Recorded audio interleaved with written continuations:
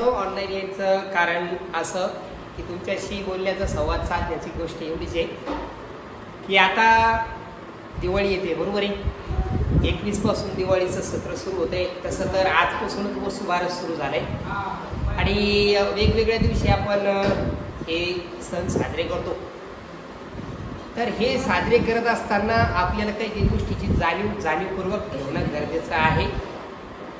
एक तर नुकतंच आपण पावसाळ्याच्या गर्दीतून बाहेर पडलो आणि पावसाळ्याच्या गर्दीतून बाहेर पडल्याच्या नंतर आता हिवाळा लागण्याची शक्यता आहे. म्हणजे लागलाच हिवाळा, बरोबर. 1 ऑक्टोबरपासून थंडी सुटणार आहे. तर बऱ्याच लोकांच्या शाळांना सुट्ट्या लागल्यात आणि काहींच्या शाळांना कालपासून सुट्ट्या लागल्यात. मराठी मीडियम असेल, सेमी माध्यम असेल किंवा इंग्लिश मीडियम असेल. तर सगळ्या विद्यार्थी मित्रांना मला एकच सांगणं आहे की ज्या लोकांचं हे जे काही शैक्षणिक सूत्र सुरू झालं जून 2025 पासून, तर आता ऑक्टोबरचा हा जो शेवटचा आठवडा आहे, जवळपास आता ही थर्ड वीकपर्यंत आपण आलो. या थर्ड वीकनंतर आपल्या हातातून आता हा महिना गेला तर जमा आहे. कारण सरासरी ऐकण्यात आलं आहे की 3 नोव्हेंबरला पुन्हा नव्यानं शाळा सुरू होतील मराठी माध्यमच्या. आणि काही प्रायव्हेट जे इंग्लिश मिडियम शाळा आहेत त्यांचं 9 तारखेला शाळा चालू होणार आहे, बरोबर आहे. तर आजपासून जर विचार कधी केला, आज 17 तारीख म्हणजे या महिन्याची 31 तारखेपर्यंत म्हणजे 14 दिवस आणि पुढचे 9 म्हणजे जवळपास तुमच्याकडे 23 दिवस आहेत. तर या 23 दिवसामध्ये नेमकं करावं काय? बऱ्याच लोकांना असे प्रश्न असतील की सर या 23 दिवसात आम्ही काय करावं. मला वाटतं 3 दिवस जे दिवाळीचे आहेत ज्याच्यामध्ये लक्ष्मीपूजनच्या आदल्या दिवशीचा 1 दिवस आणि नंतरच्या दुसऱ्या दिवशीचा 1 दिवस, असे 3 दिवस जर सोडले तर बाकीचे वेळामध्ये आपल्याकडं 14 आणि 9 23 दिवस होते. आपल्याकडं 20 दिवस बाकी राहतात.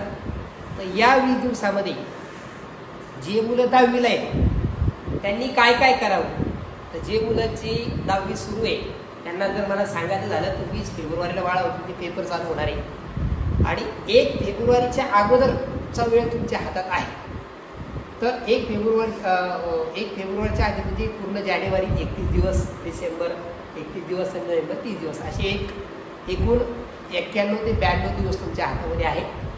याच्यामध्ये तुमचे जे प्रथम सत्राचे जे सगळे विषय झालेले आहेत, सगळे धडे झालेले आहेत, मला वाटतं आपण सगळ्यांनी पहिलं काम त्या धड्याची रिव्हिजन करावी असं वाटतंय.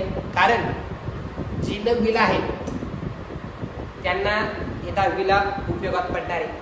जे लोक 10वीला आहेत त्यांचं जवळपास 50% अभ्यासक्रम झाला, म्हणजे 70% परीक्षेच्या हिशोबात तुमची तयारी झालेली आहे.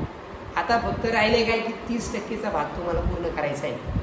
तर पहिली गोष्ट, आता आपण सगळे ग्रामीण भागातून येतो तर आपली शब्दसाठा वाढला पाहिजे. आपण इंग्लिश मिडियमवरती इंग्लिश शिकतोय आपण. 20 दिवसामध्ये जवळपास आपले 200 शब्द होऊ शकतात. तुमचे सरासरी 2 युनिट आता इंग्लिशचे बाकी आहे. जे लोक सेमीला आहेत त्यांनी सायन्स तर इंग्लिशचे हँडरायटिंग जरी नाही लिहिलं झाले तर कमीत कमी त्याच्यातले एका पेजेसमध्ये 10 ओळीमधले कमीत कमी 15-20 शब्दार्थ तुम्ही लिहू शकता, ते पाठ करू शकता. तुम्हाला तुमचं काम करावं लागणार आहे. तुम्ही ज्यावेळी परीक्षा देता तर तुमचा रिझल्ट लागणार आहे. त्याच्यामुळे जरुरी आहे की तुम्ही काय केलं पाहिजे, तुम्ही तुमचे शब्दार्थ पाठ केले पाहिजे. जे लोक स्टेट बोर्डला आहे, मग त्या स्टेट बोर्डमधल्या लोकांनी तुम्ही इंग्लिशमध्ये कोणकोणते विषय तुमचं सायन्स इंग्लिशमध्ये आहे, तुमचं इंग्लिशमध्ये आहे, तुमचं SSTचे 3 subject history, political science, geography, हे सगळे विषय तुमचे इंग्लिशमध्ये असताना तुम्हाला त्या सगळ्याचे तुम्ही शब्दार्थ दररोज, इथं म्हणतो स्टेट बोर्डवाल्यानं दररोज जे 4ही विषय आहेत त्या 4ही विषयाचे 10 ओळीतले शब्दार्थ लिहायला पाहिजे. तर तुम्ही त्या स्टेट बोर्डला तुम्ही न्याय देत आहात. तर त्या तुम्ही CBSE बोर्डला न्याय देत आहात. सेमीला असेल तर तुमचं सायन्स आणि इंग्लिशचे शब्द पाठ पाहिजे. तर असं तुम्ही शब्दाची वोकॅब्युलरी स्पीड तुम्ही एक गोष्ट ती वाढवू शकता. दुसरं, ज्यांचं हस्ताक्षर हे आपल्याला मार्क देत असतं, हँडरायटिंग तुम्ही इम्प्रूव्ह करू शकता, हँडरायटिंगची स्पीड तुम्ही वाढवू शकता. त्याकरता दररोज 10 ओळी मराठीच्या शुद्धलेखन आणि 10 ओळी इंग्लिशचं तुम्ही शुद्धलेखन लिहिलं पाहिजे. नाही सुद्धा लेखन लिहिणं झालं तर कमीत कमी तुम्ही जो सायन्सचं मला तुम्हाला एक तिसरं काम सांगायचं आहे, जेवढे लेसन झाले तुमचे सायन्सचे त्या सगळ्या लेसनमधल्या व्याख्या, नियम आणि सूत्र हे तुम्ही लिहून काढले पाहिजे आणि काढायचे. हा माझा तुम्हाला होमवर्क आहे. आपल्या आवटे कोचिंग क्लासेसचे जेवढे विद्यार्थी आहेत त्या सगळ्या विद्यार्थ्यांना सूचना आहे की 7वी, 8वी, 9वी आणि 10वी या चारही वर्गाचे जे विद्यार्थी आहेत त्यांनी सगळ्यांनी सायन्सचे शब्द व्याख्या लिहून काढायचे.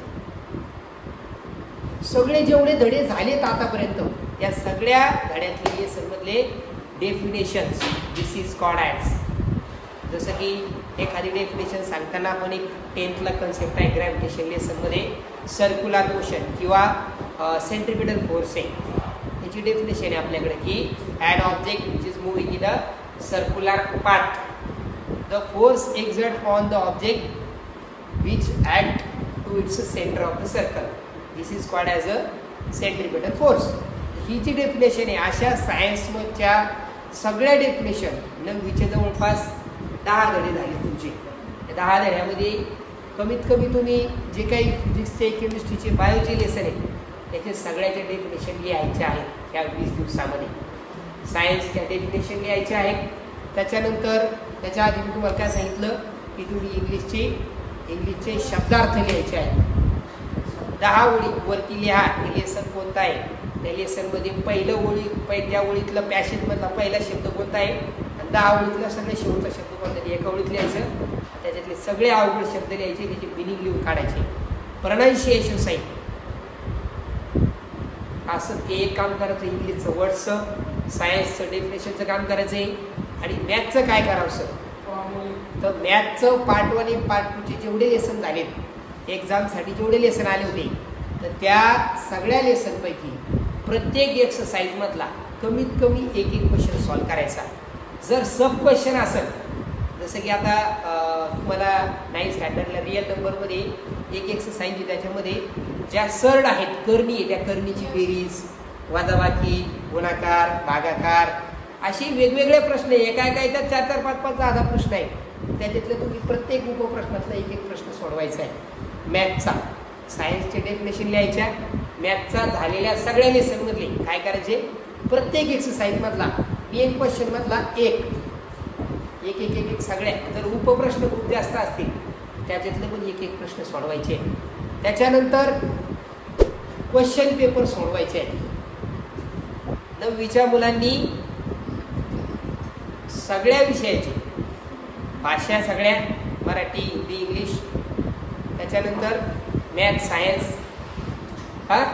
सगळ्या सब्जेक्टचे काय करायचे क्वेश्चन पेपर जे आहेत ते शाळेत झालेले आहेत त्याचे क्वेश्चन आन्सर वहीमध्ये लिहून काढायचे.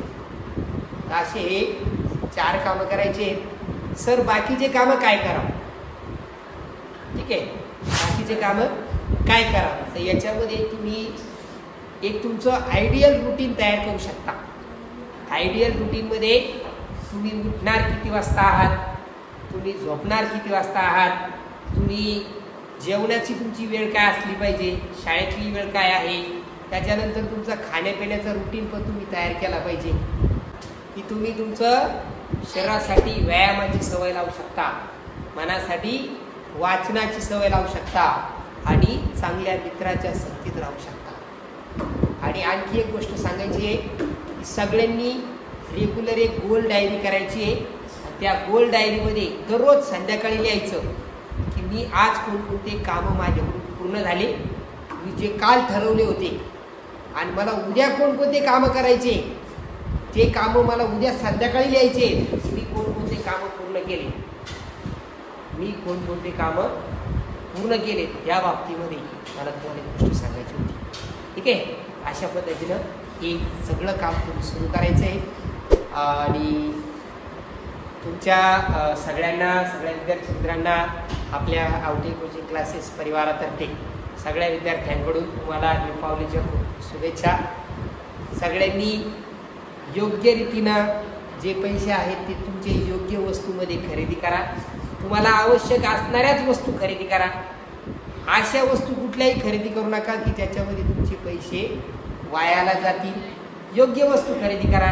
तुमच्या ज्ञानामध्ये भर टाका, तुमच्या रुटीन वाढवा. माणूस खाल्या पिल्यानं मोठा नसतो होत, मोठा होत असतो तुमच्या आरोग्याला व्यवस्थित आहार दिल्यानं. तुम्ही योग्य आहार शरीराला दिला पाहिजे. आपल्या मुलांना गोड जास्त आवडतं खायला. आपण जी भाकर खातो ती पण गोडच असते, त्याच्यामध्ये साखरेचं प्रमाण कमी असतं. परंतु आपले लोक जास्त बाहेरचे पदार्थ खायला लागलेत आणि त्याच्यामुळं आपल्या सगळ्यांच्या आयुष्यामध्ये वेगवेगळे आजार आपण निर्माण करून घेत आहोत. चांगल्या चांगल्या गुड हॅबिट्स तुम्हाला सगळ्यांना स्वतःला लावून घ्या. त्याच्यानंतर गोल डायरीमध्ये दररोज लिहा की मला उद्या काय करायचं आहे आणि मी आज कोणकोणते कामं पूर्ण केले, हे आपण प्रत्येकाला लिहायचं आहे. आणि गोल डायरीमध्ये तुम्ही जे काय ध्येय लिहिले आहेत मला ते व्हॉट्सअपला तुम्ही मला पाठवायचे आहे.